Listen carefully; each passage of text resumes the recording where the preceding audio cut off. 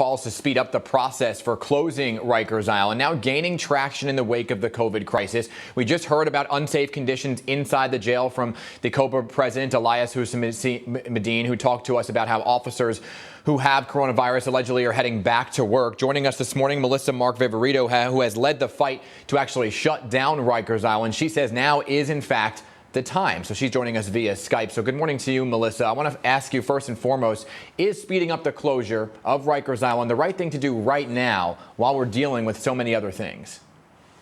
Well, I mean, we're dealing with a pandemic, right? We're dealing with a situation that I have never witnessed in my lifetime, and I'm sure many of us listening to this broadcast haven't witnessed in their lifetimes. The safety of our frontline workers, the safety of everyone is critically important. We know that historically, Black and brown communities have been over-criminalized. That was why we called for Rikers Island to be shut down. But we knew that it was Black and brown community members that were being arrested and that were being held at Rikers Island in inhumane conditions. So we needed to shut it down. Now we're in the middle of a pandemic where we are seeing a record number of corrections officers being affected and obviously now inmates being affected.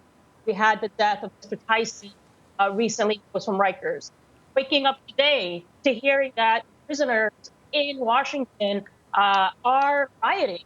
So we have to take into concern the safety of our workers, the safety of our population, the safety of our inmates as well.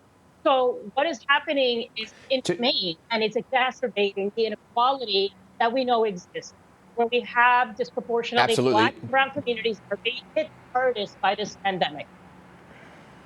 So do you think that right now, the Department of Corrections and the city had been slowly releasing some inmates from Rikers Island, from within the Department of Corrections, back into society to protect them, the most vulnerable? Do you think they should be continuing that and release more people to protect the spread from within the jail system?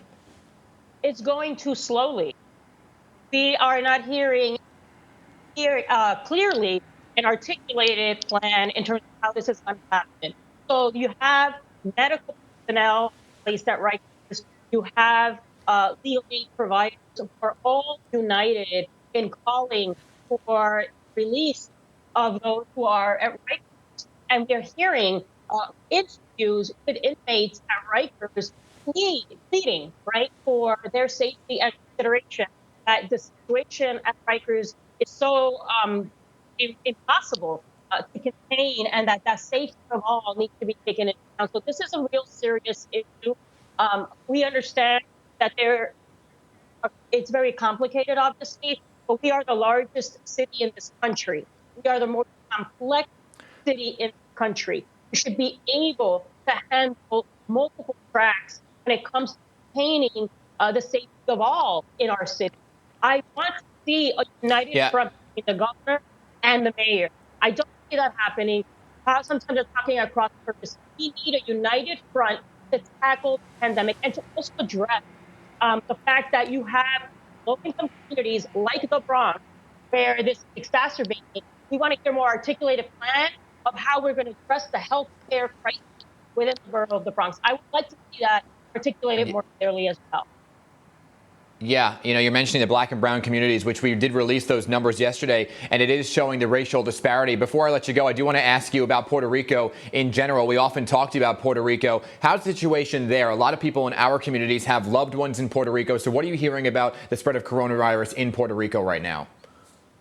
Unfortunately, the problem is a similar one to before. We are not hearing, there's a lack of transparency in terms of really understanding the full scope of what is happening on the island, the number of people impacted. So there's a lack of transparency from the governor at this point. There's a real call, and again, we're upset because there is corruption that is taking place in issuing of contracts for how the tests are going to be administered.